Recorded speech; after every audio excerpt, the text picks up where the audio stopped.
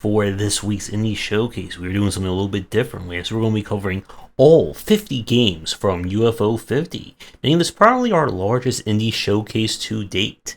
But that's enough for me, as we got lots and lots of games to cover.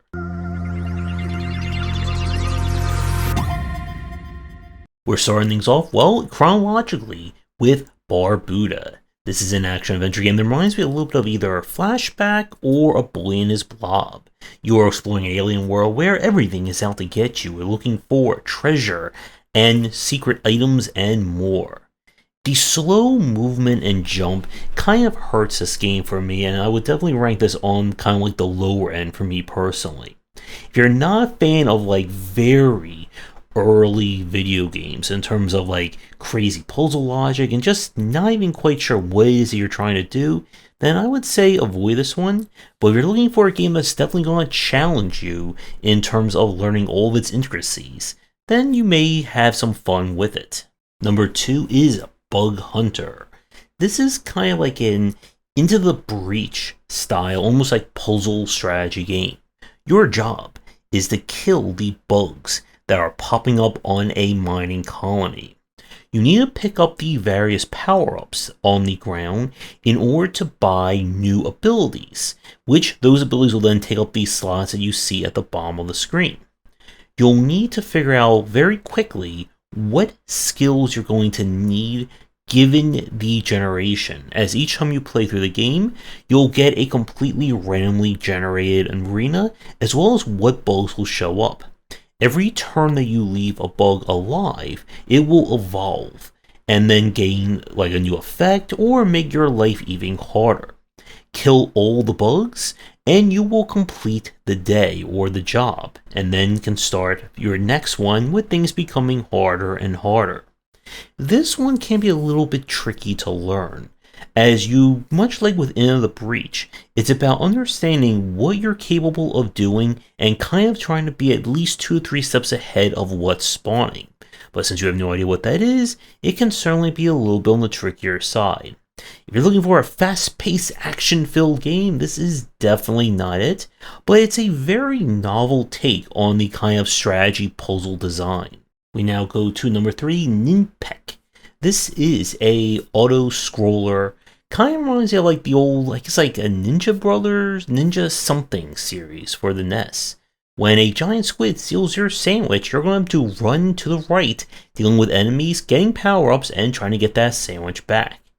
I would say this one's on the moderate to moderately challenging side. There is a kind of New Game Plus or Second Loop challenge, but it's one that you can play conservatively and don't keep like charging in front and trying to get as many points. You can certainly win this one. Not the hardest game by any stretch on this collection, but I would say a decent one, especially when you get a friend to come along for the sandwich hunt.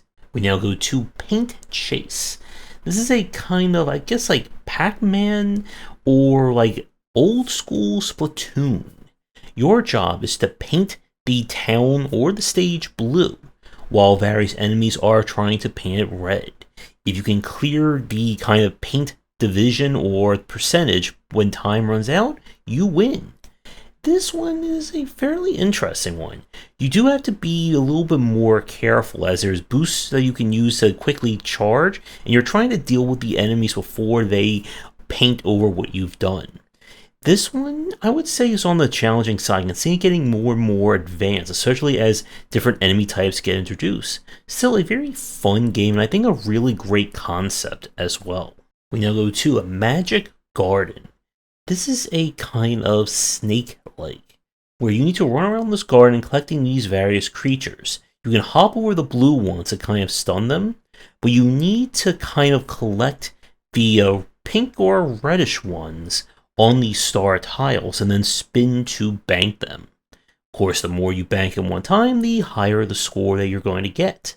This one is a little bit on the trickier side for sure, as if you're going into this expecting like a more of a platformer or like general action game, you're going to kind of get into trouble.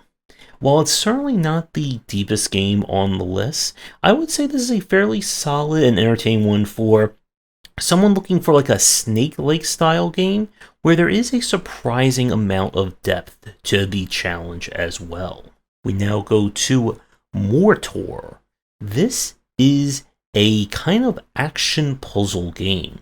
You are trying to save your kind of kingdom, and the people are going to quite literally sacrifice themselves in, well, up to 3 ways in order to do it.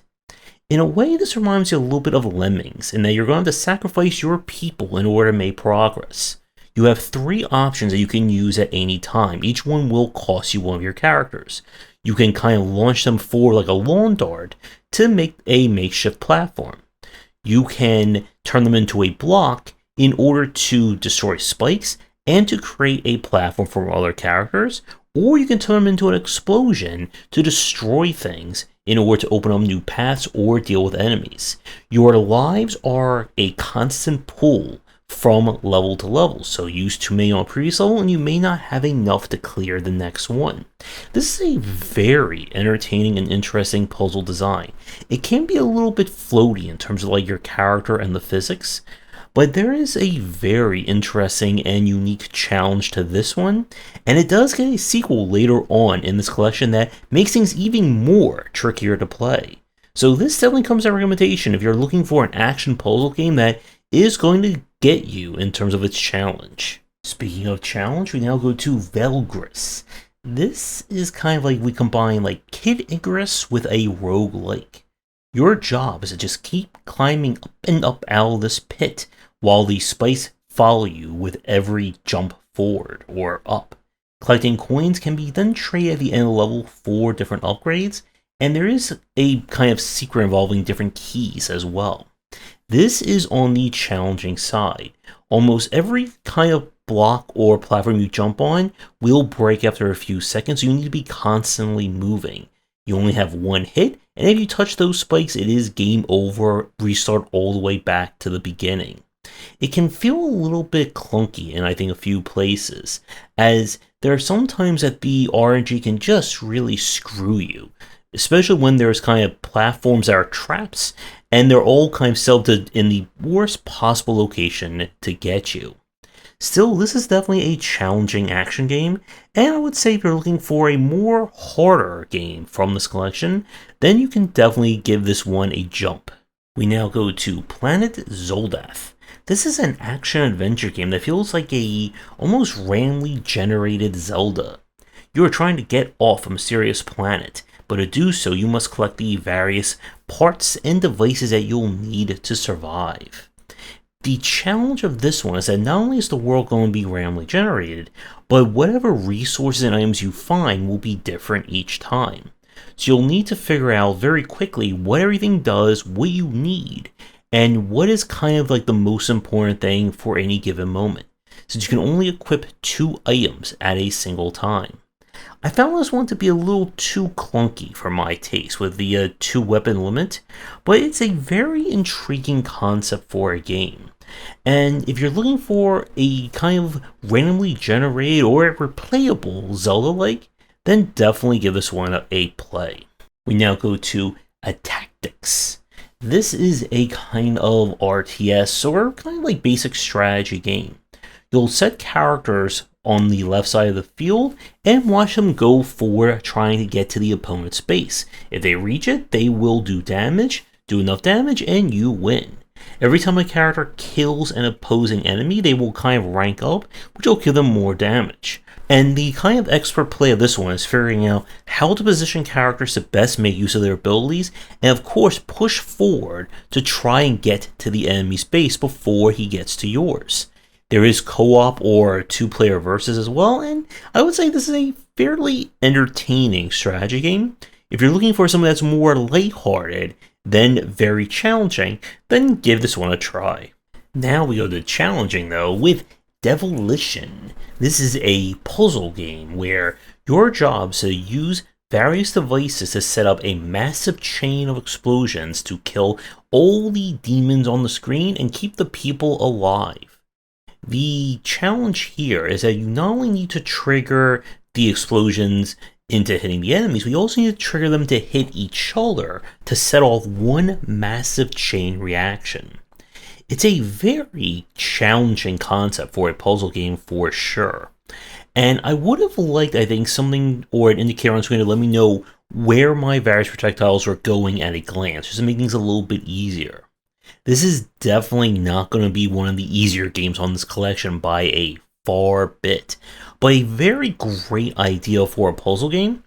And if you're a master of demolition and looking for a game that's going to really test your skills at it, then it definitely is worth playing. We now go to Kick Club. This is a Bubble Bobble inspired game with a sports theme, as all the sports are basically fighting each other, I guess, in a battle royale tournament, who's the greatest one of all. And you're going to be doing, I guess, soccer/football for the international audience. The soccer ball can be charged and aimed in different directions, and it's the only way for you to knock out the enemies before time runs out.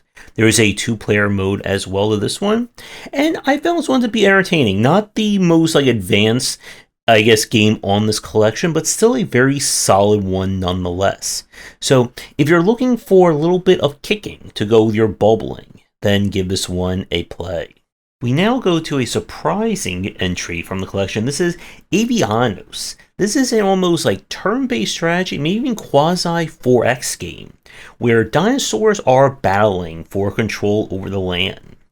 The kind of twist here is that your kind of bird-based nation worships different dinosaur gods.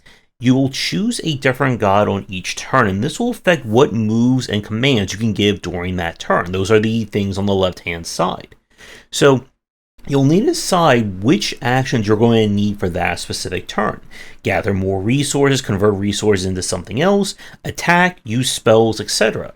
When you go into combat, it turns into almost kind of like a auto battler, kind of like a quasi Heroes of Might and Magic or some of the other examples that we've played, where your army will move and do their own thing to try and deal with the enemy. Your job is to try and hold 4 kind of towers or cities for 2 turns in order to win, while the enemy will be able to use spells or summon their own units to try and mess with you. This is a very advanced game for this collection, and definitely a concept that I think could be developed out even further. If you're a turn-based strategy fan, this is an easy recommendation, and definitely one I want to look into more in terms of the design. We now go to another winner from me for this collection with Moonat.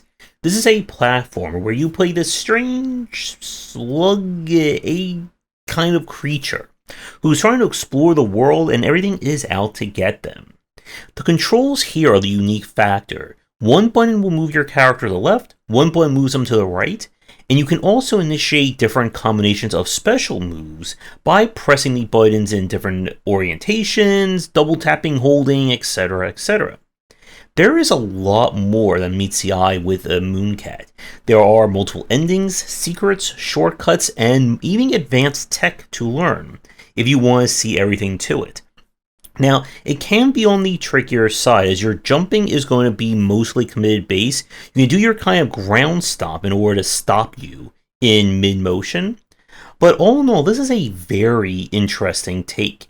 I like that there's all this kind of hidden tech that goes into playing this one.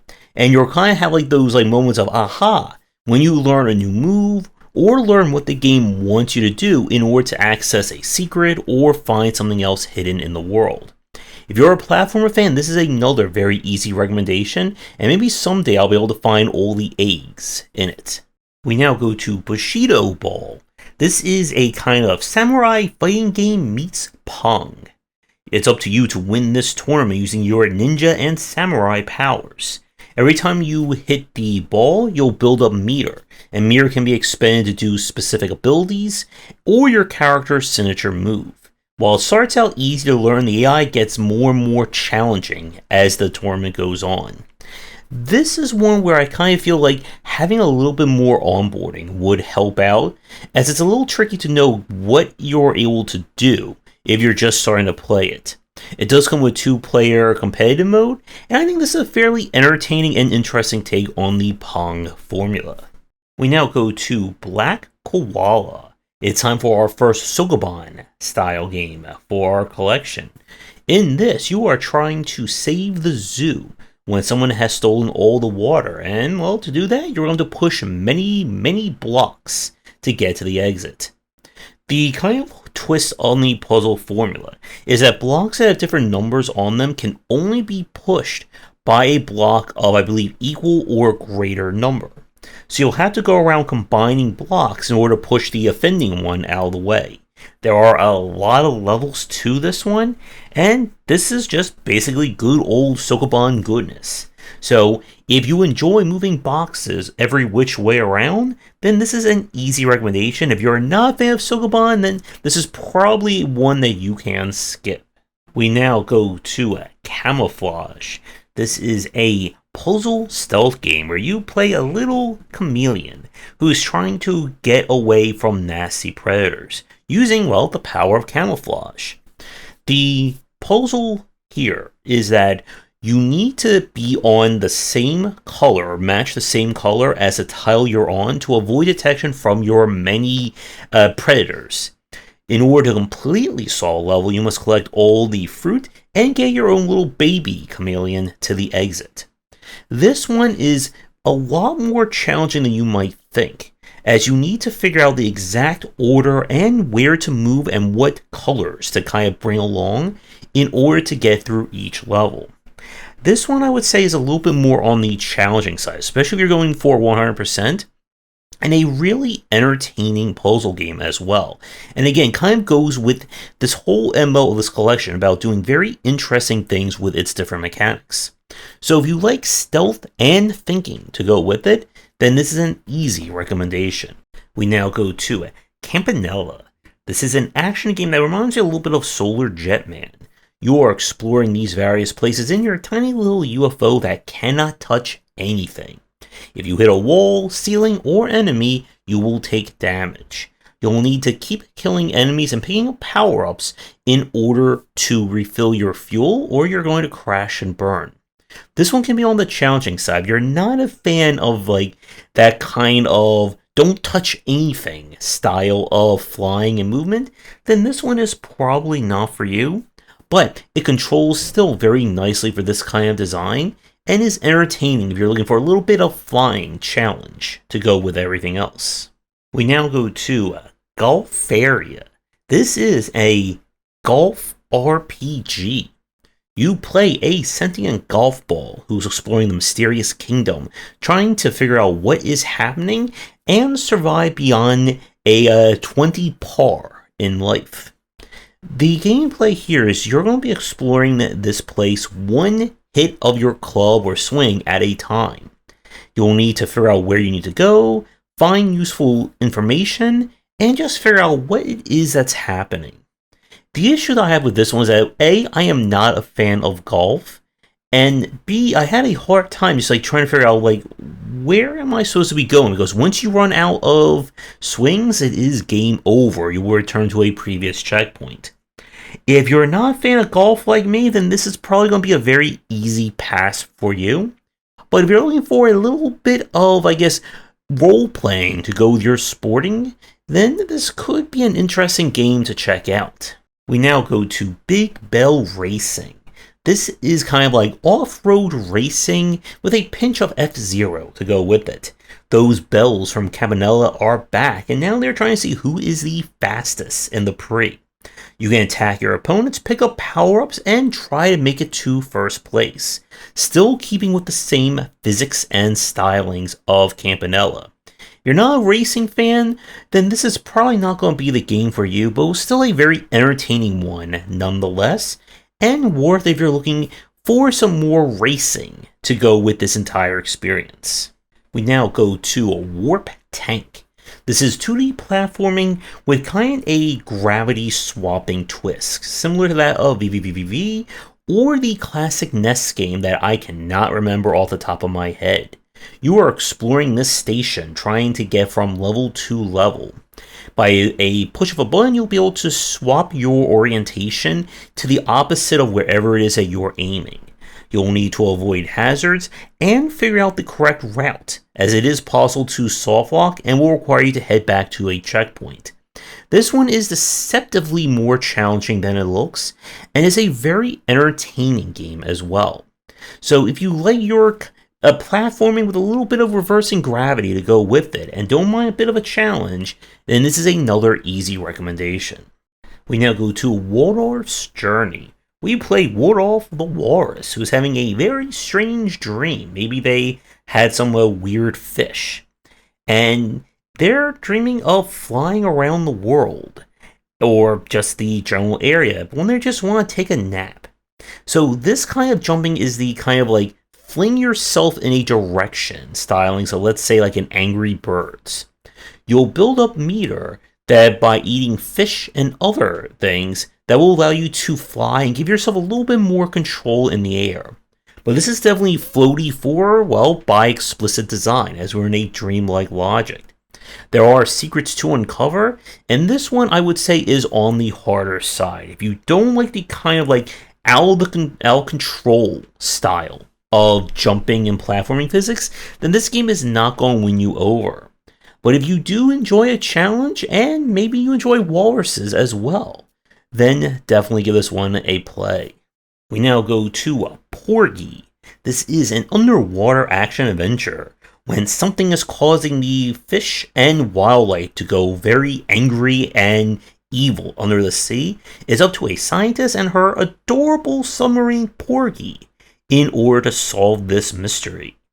So this is a kind of like a Blaster Master-esque kind of game where you'll have to go into the undersea tunnels looking for upgrades and clues as to where you need to go. By finding different power-ups and bringing them back to your home base, you'll upgrade Porgi to get better missiles, more fuel, etc. And you'll need them, as you only have a limited amount of time before you run out of fuel and it is game over. This one can be a little bit on the trickier side, as you really don't have as much fuel as you would think, and the enemies can be quite annoying, at least until you start building up power-ups for your missiles. It's still a very entertaining and challenging game nonetheless, and an easy recommendation from me. We now go to Onion Delivery. On a strange alien planet, you are the onion delivery driver, who must deliver fresh onions daily to the strange inhabitants of the city. As each day goes on, things get stranger and stranger still, with mob fights, giant onion aliens, and other things getting in your way.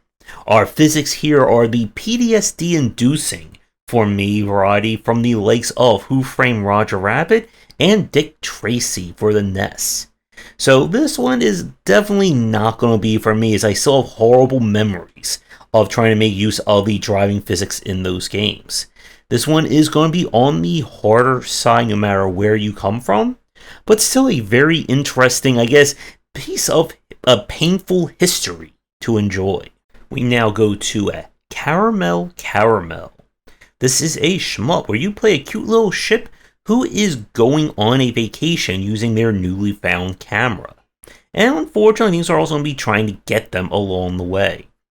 The hook of this one is that your camera that recharges will allow you to take a picture of anything and then freeze it in place.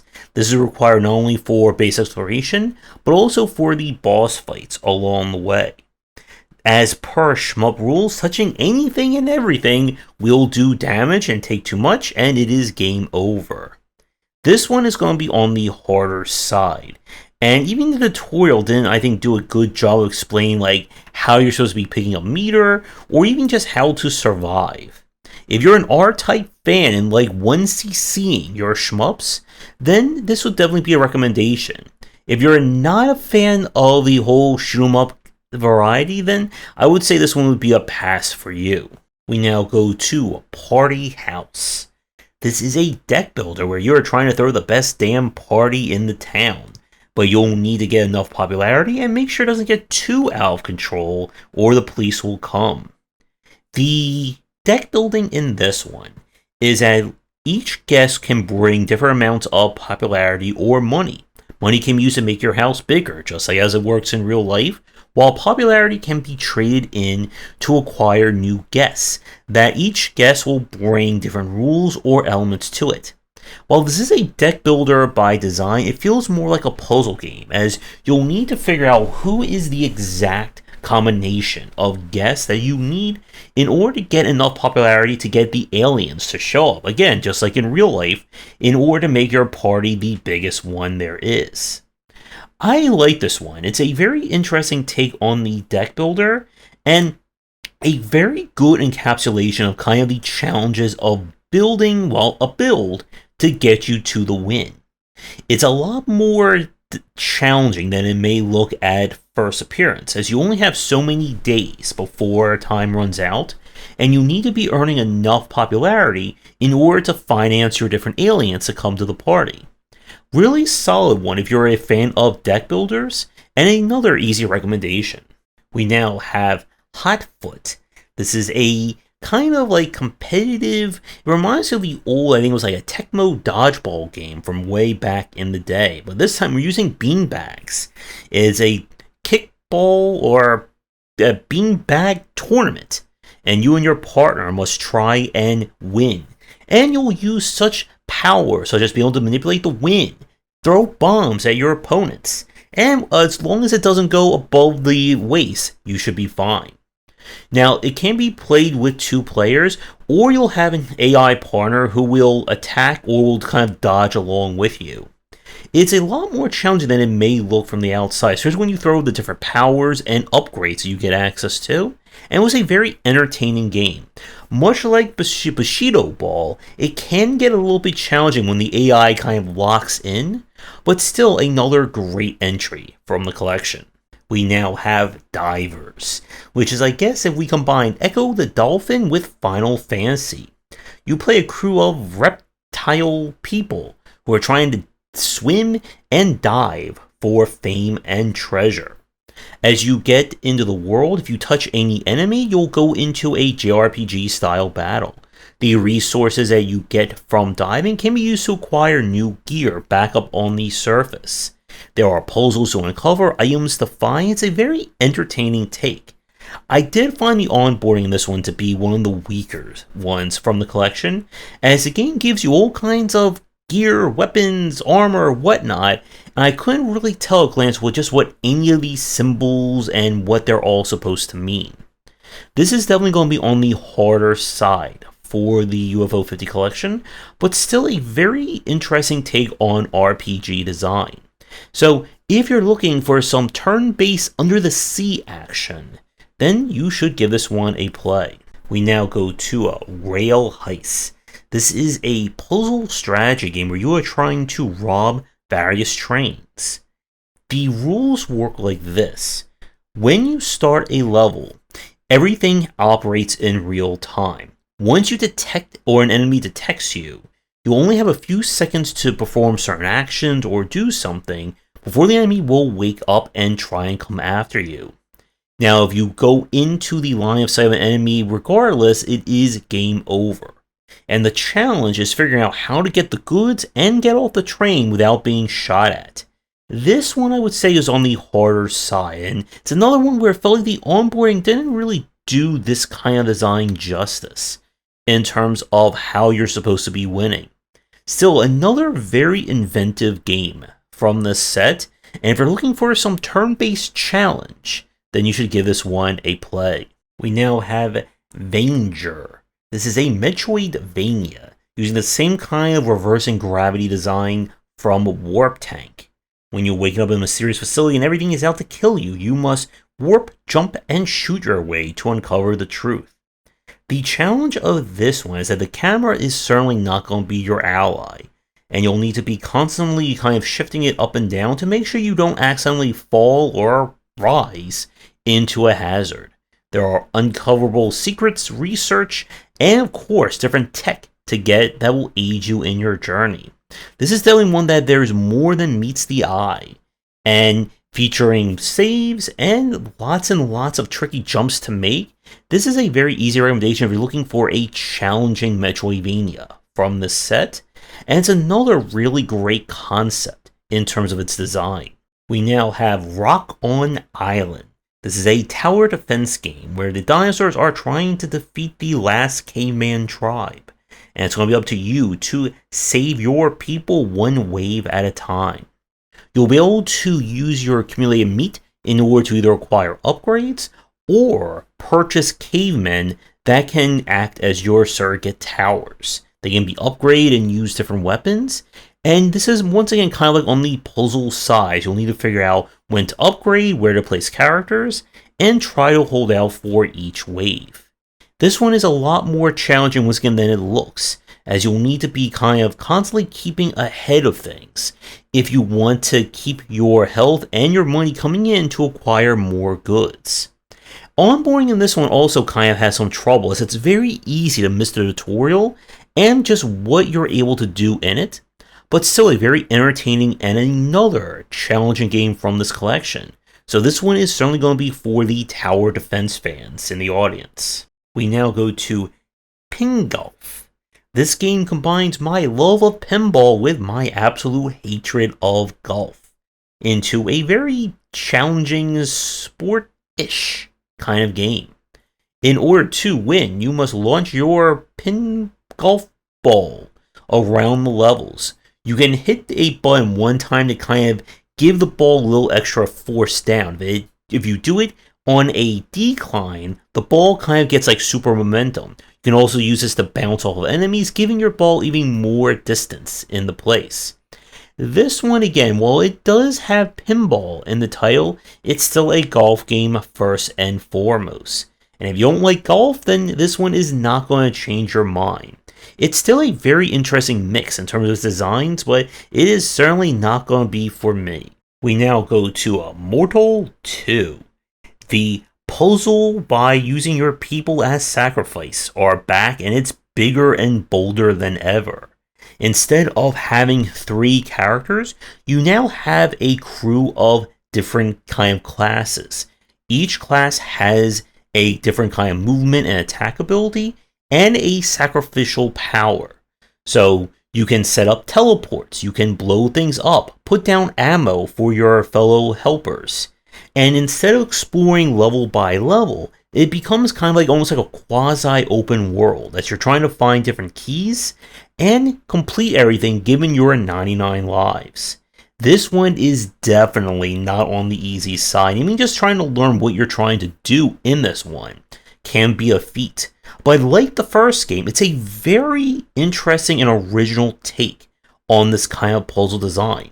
So again, if you like a very challenging puzzle game, it is a very easy recommendation. I do hope that both Mortals kind of inspire people to make some interesting designs for puzzle games going forward. We now go to a Fist Hell. This is a beat 'em up, where you must save the city from the undead with one punch at a time. As you can tell by our footage, this is definitely going for kind of Double Dragon or River City Rampage style, as you must deal with the enemies and hopefully not get stun-locked into oblivion. There are different characters complete with their own stats, and I do like the kind of pixel art for the different enemies.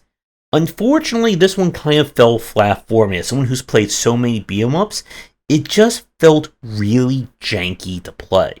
The problem is that not only is it so easy for you to get stun locked, I ran a situation where enemies were hitting me off plane, and you can get in these situations where the enemy can just keep hitting you even when you're on the ground and you can't get up or get away from it. This is on the harder side, and it's another one of those classic examples where having 2 players is more important, not so much for more damage, but just so that you can kind of operate as like a rodeo clown and distract the enemies while your buddy goes in for the beatdown. Definitely not a favorite for me. I would not recommend this one if you're only going to play it single player or you are easily frustrated. I would say if you have a buddy, it can be enjoyable, but definitely not for someone who is looking for a very interesting or challenging, or I should say fair, beat 'em up. We now go to Overboard. This is a kind of almost like Brotato meets twin stick shooter. You are trapped in an arena trying to earn enough money to gain your freedom. The twist in this one is that each wave you're able to raise the stakes, adding more enemies, hazards, and other challenges to the fight in order to earn more money. money that you can then use to purchase upgrades, such as making your gun do more damage, give you more health, etc., etc. And you must survive until the very end and beat the boss wave in order to move forward. This one is another deceptively challenging game. I'm not a fan of the enemy spawns. This is another case where the enemy can spawn and kill you before you can even recognize that the enemy is like overlapping your model. It's still a really great concept for a game, and kind of like the bullet heaven roguelike style. And I would say this is another concept from the collection that feels like it could very well be its own like full-length game in of itself. So if you're looking for a challenge, then this is another recommendation from me. We now go to Campanella II. The Solar Jetman style gameplay is back, but now they touch a Blaster Master thrown in, as you must explore a space station trying to find your missing brother through flying and then 2D side-scrolling shooting. This is another game where the onboarding, I think, does not do a good enough job of explaining how you're supposed to be moving around both in the flight and side-scrolling, and it is going to be on the harder side as well, as you not only have to once again avoid all kinds of hazards, but now you have 2D running and jumping to go along with it. Another challenging game for the collection, and again, one that if you're looking for a more on the harder side game to play, then you should give this one a check. We now have Hyper Contender. This is a kind of 2D action game where you are competing in a sport. To win, you must hold 5 rings before your opponent does. By hitting them, you'll be able to pick up their ring, and you must try and get through it before they get their 5. Each character has a different kind of attack and movement ability that definitely mixes things up. This is another really solid game in terms of its concept and execution. It can be a lot harder than it looks. The eye can get quite good at knowing how to dodge your attacks, but the different characters give this one some very interesting depth to it. It can also be played as a versus mode, and I would say this is another really solid game worth playing, and I do hope, again, that we see someone kind of get inspired by this kind of like action sport style design. We now have Valbrace. This is a dungeon crawler by way of the combat system of Friday the 13th, the game. You are trapped in a dungeon. In order to get out, you must hack and slash your way across the many floors, dealing with all kinds of random encounters, traps, and more. The general gameplay here is really quite good, although again, I had that issue where I didn't quite know how to level up, how to use all my different abilities and all that. And again, it could do a better job of kind of doing some basic onboarding in that respect. Still, there is a surprising amount of depth here in terms of both the combat as well as the maze and dungeon design. If you're a dungeon crawling fan, then this is a very easy recommendation to play, and again, a really solid one in terms of its overall concept as well, and one that I would like to go back to and do some more hacking and slashing in. We now have Shasha, a game that's figured out how to make the kind of ghost and goblin style design even more punishing than before. Instead of having infinite lives, or just lives in general, your character, anytime they die, kind of turns into a ghost form, and you must gather, the various parts of their essence in order to bring them back. Each time you do, the game gets harder and harder to do so, and when you fail, it is officially game over. This is easily one of the harder games in the set, and if you're not a fan of ghost and goblin style enemy spawns and patterns, this is definitely not going to be the game for you. Still, a very great concept in terms of its design execution and mixing these kinds of gameplay in a unique way. So, if you're not put off by the everything can spawn in every direction style of 2D action, then this can definitely be a gauntlet worth exploring. We now have Star Waspier. This is a vertical shooter where you must survive waves and waves of enemies shooting at you from every which way. The power-ups that drop from the enemies, you need to pick up at least 3 in a row in order to soup up your ship for a specific period of time. This one is definitely on the harder side, not only with the vertical background kind of making it hard to process things, but with the sheer ferocity and speed of enemy bullets. Once again, if you are not a shmup fan, then this is not going to be the game for you. But if you do enjoy a lot of bullet dodging and, well, pew-pewing, then this can certainly be another great one to check out. We now go to Grimstone. Quite frankly, this is a Final Fantasy style JRPG, but in the Old West. Hell has come to the land, and in order to figure out how to stop it, your party of 4 must explore, get into quests, and of course, turn-based combat. You'll choose your party from a bunch of survivors of a canteen fire, with each character getting different stats, different special moves, and so on. Combat features some very light action commands, as you'll need to time your attack to hit the sweet spot in order to get the best damage out of your weapon. Different weapons have different timings as well. I found the random counters to be tuned a little too high in spots, like take 3 steps forward, enemies are already spawning coming to get you style. Still a very intriguing game, and definitely one of the larger games in this collection. So if you are a JRPG fan looking for some good old-timey fun with it, then definitely give this one a play. We now have Lords of Discon. This is kind of like, I guess, like a Pug-style strategy game, where you must use your army of various creatures to slam into your opponent and try and defeat them on the field of battle. Different characters have different movement ratings, different healths, and more. Each turn you'll decide who to use and charge them up to hit the opponent. Hitting other objects in the field can cause effects such as healing, doing more damage, etc, etc.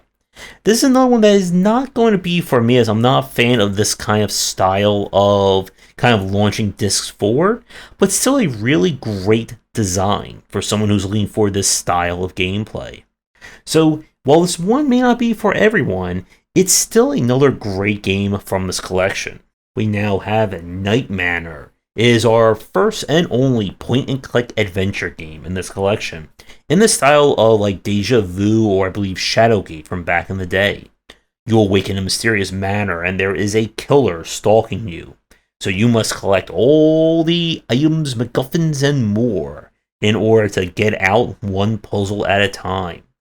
The game does a really good job of evoking that style of like mid-80s, early 90s adventure game.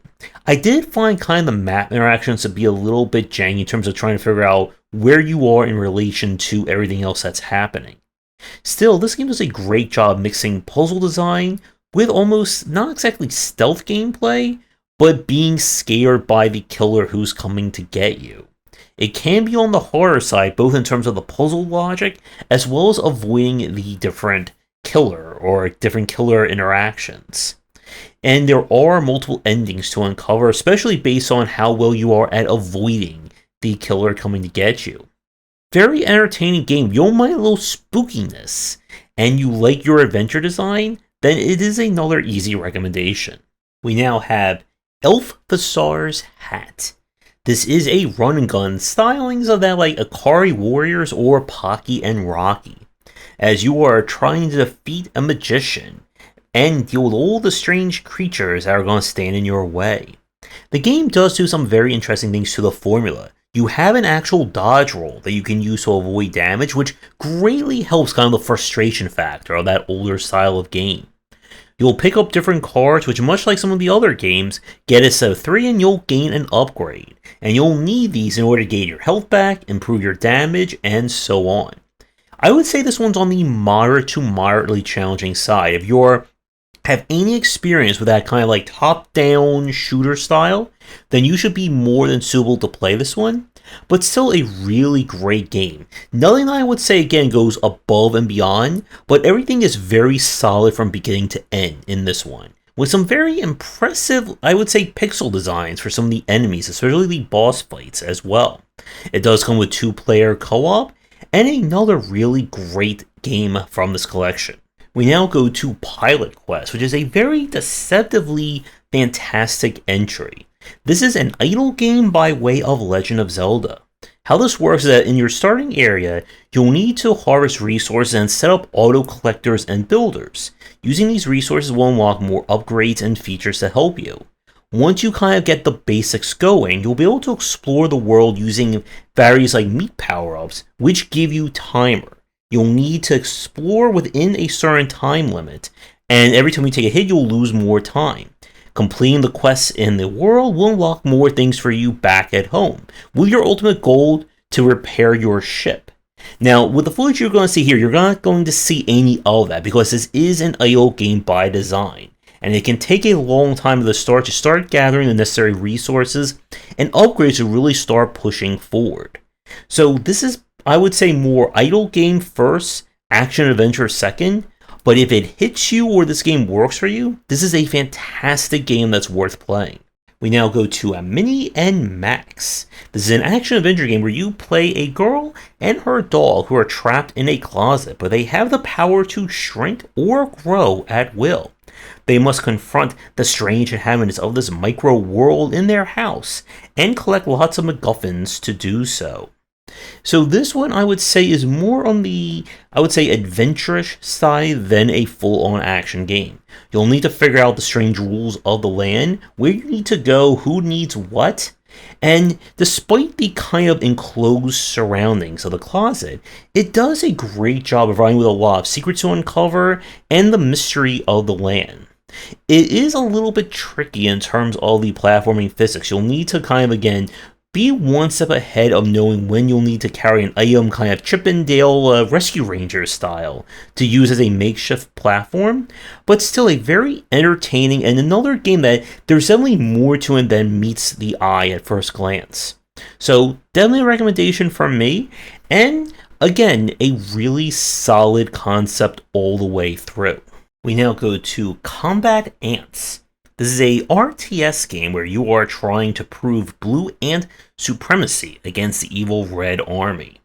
On the maps, you must order your queen to produce different characters by getting her food. You can then order characters around to aid you, either collecting more resources or fighting the opponent with the goal to defeat the red queen. While I like the concept of this one, I could not get my followers to work. They were just not, well, following orders. And I couldn't tell this was kind of like a fault in the AI, or if I was just not doing something right with the ordering. So, unless there is something that I'm missing, I would say this is like the first game or one of the few games in this collection that's just a full-on skip for me. And for anyone who did play this one, did I miss something in terms of like getting these characters to actually follow orders, in terms of just like coming into battle with me? If you can figure this one out, this could be a very entertaining RTS-light game from the collection. We now go to Quibble Race. This is a kind of economic board game almost style, where you are betting with quibble races, and if whoever has the most money at the end of the game will win. You can use your money to try and fix the race in certain ways, and this one, I would say, is a lot more challenging than it may look from the outside. While it's another one that I don't think it quite works for me in terms of the gameplay, it definitely does do something different and interesting from the collection. We now have Seaside Drive. This is an action shooter where apparently the universe is really out to get you when you're out for a drive. Our twist here is that your power gauge along the bottom gains juice or charge as you skid backwards. When it gets too low, your gun will do less and less damage, and you'll need to balance dodging enemies, getting shots in, and being able to charge your car all at the same time. This is a very challenging game. It can be a little bit tricky in terms of the controls, as it's one of those titles where it kind of aims based on your general position, and can be a little bit awkward sometimes to switch the orientation of your gun. Still, a really great game that it's short and challenging, and I would say if you are a fan of looking for another kind of shooter style game, worth playing. We now go to Campanella III. For the final game of the trilogy, we now are inspired by Space Harrier, as you'll need to dodge projectiles coming from the forward or ahead of you, while also shooting enemies who are like on the same plane. This is another one that you'll grasp the general gameplay of it fairly quickly, and then it's just you executing on that. While this one may be a little too basic, at least for me in terms of more advanced elements, it's still an entertaining and well thought out design nonetheless. So if you're still in the mood for more shooting and want to complete the whole Campanella trilogy, then give this one a play. And at long last, we're at our final game with Cyber Owls, and this is 4 games within a game within a collection of games. In this one, you are playing as these Cyber Owls who are trying to save the world from evil. Each owl has a different stage, which is complete with its own different gameplay. From kind of the, almost like, I forget, it's like Sunset Riders or that kind of like forward shooter, to a beat 'em up, to even a Metal Gear like as well. Each one plays very well, and again, it mirrors the inspirations very perfectly. And definitely in kind of a great game or a final set of games to end the collection on. This is definitely for the action fan through and through. So, to wrap up this video, again, UFO 50 is a fantastic set. My one problem that's kind of a through line through the entire set is like I feel like the games didn't do a good enough job of onboarding for someone who's not a retro fan. This is not a set of modern retro games. Despite them trying to make things more approachable, it still feels very much retro. There is no like quick save or temp saving in some of these games, and while yes, some of these games are only 5 to 10 minutes long, it would have been nice to just be able to like pause the game if you want to go do something else. The onboarding is definitely a mixed bag. On the games that are like a little bit more esoteric or original, there really isn't enough given to, I think, give the player an idea as to how to play them. Some of the RPG examples, or the ones that feature very unique gameplay. I would have loved them to maybe go like a little bit more into the collection side, maybe just have like a one-page like information booklet for each game to go with it, just to provide a little bit more guidance to the player. And while yes, part of the fun of these games is discovering how they play, it can still be very daunting for someone who did not grow up with any of these games to try and learn what you're going to do without that kind of frame of reference. If you are a modern retro fan, then this is probably one of the best purchases for you from 2024. If you're a fan of modern retro gameplay, however, this is an easy must-buy for all this kind of like alternate history and retro game design to go with it. And I definitely love this one, and I hope we see people inspired by this in the future, and hopefully we don't take, I think it was like 8 to 8.5 years for another set of games. So with that said, thank you for watching this mega showcase. Let me know what some of your favorite games are from the collection. I'm going to rest my voice after talking about 50 games in a single video. Have a great night, and see everyone in the next video. Thanks for watching, and a special thank you to our Patreon supporters. If you enjoy the video, do the YouTubing stuff, be sure to visit our Discord and Patreon, and you're interested in more in my thoughts on design, check out my game design books.